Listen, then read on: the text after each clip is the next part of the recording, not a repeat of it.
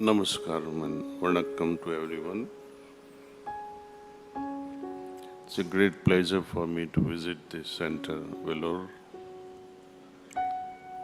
I wish we had more time together here, but I must leave today to Tiruvallur.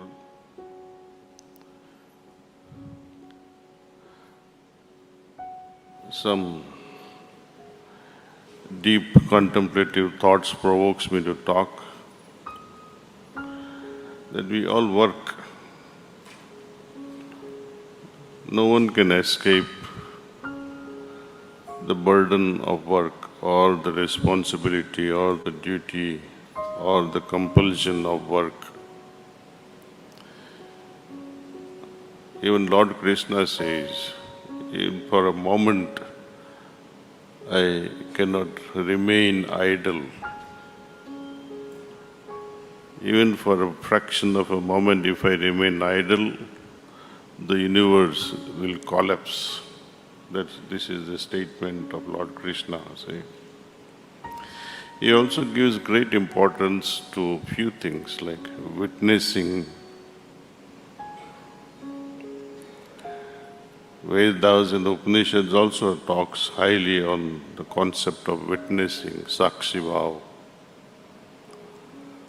Sahajmarg also boldly talks about Sakshi Bhav, but with an added element of bhakti, of love.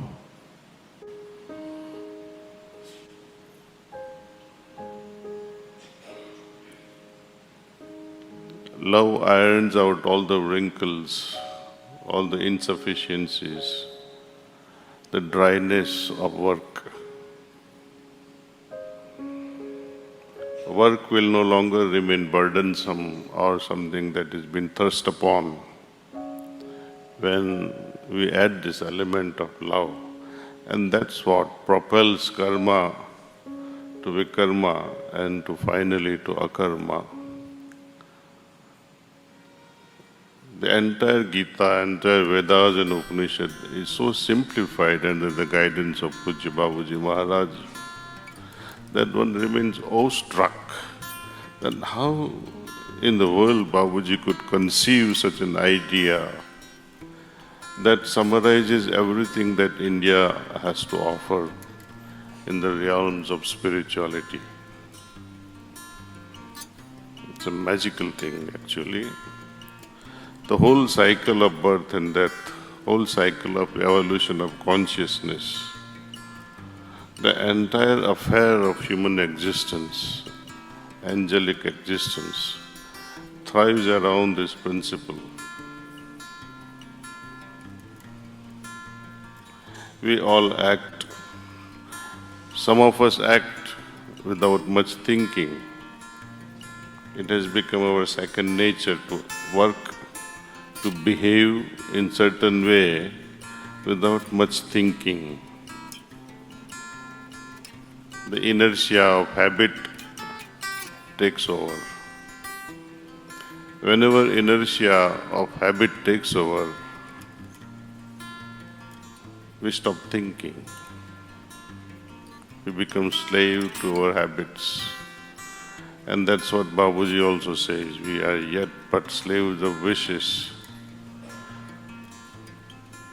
You can also say we are yet but slaves of our habits. We have to get out of this vicious circle of repeated desires and habits. So some thinking is needed. And what is good for me, what is bad for me. Discernment is required. Next level, you work, you think, but see how you feel about the whole thing. Women are very good at it. They feel things. Most men, they override the feelings of the heart.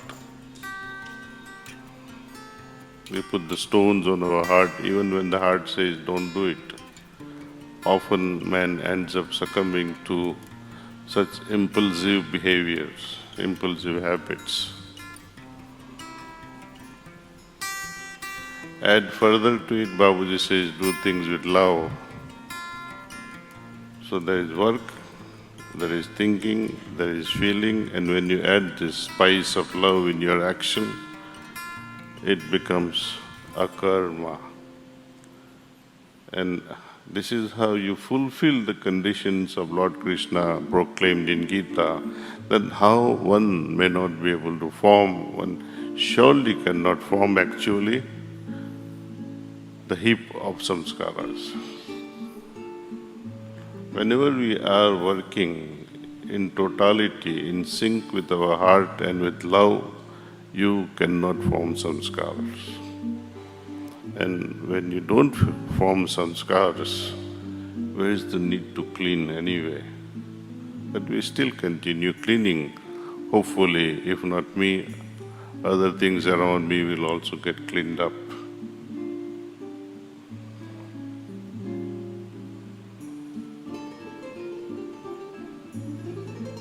Imagine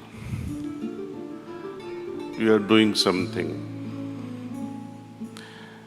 and just about when you are about to start your work and you feel, oh, this is wrong, and you withhold yourself. You should tap yourself and congratulate, say, yes, you avoided forming something which was not good for your spiritual upliftment. So you did not complete that task totally, which is beneficial. But when you are about to do something really, really good and you don't complete it, then it forms very deep sanskars, not just the sanskars, but it gives you a guilt. And this guilt is much heavier, much more heavier than the samskars. You are about to do something really good, but you withheld yourself from doing good. You may have started, but you did not complete. For example, serving your parents. This is just one example.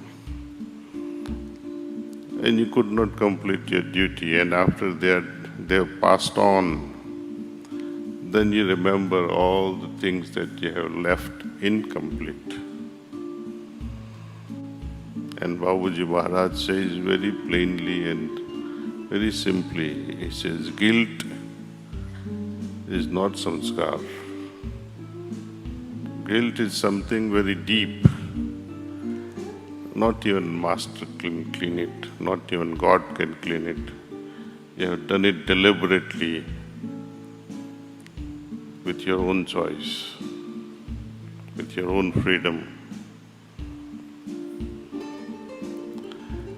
And this principle applies to everything. Things left halfway when you are about to do something noble always will form sanskars or guilt. So whenever we start something good, complete it. One little girl was asking me, Daji, I would like to start meditation. It's good to start. I don't discourage people. But imagine many of us who have started and are not able to meditate regularly. Don't we all have some level of guilt? Doesn't that become sanskars for all of us?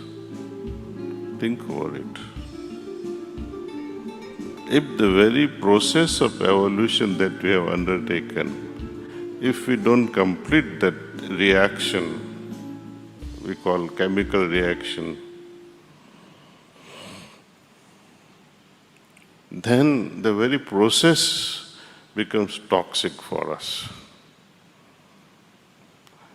If with such a system of pranahuti and guidance of the great masters, if we still remain the way we are, whom to blame?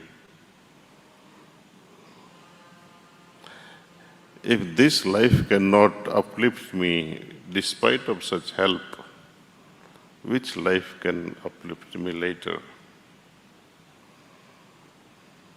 So, time to wake up.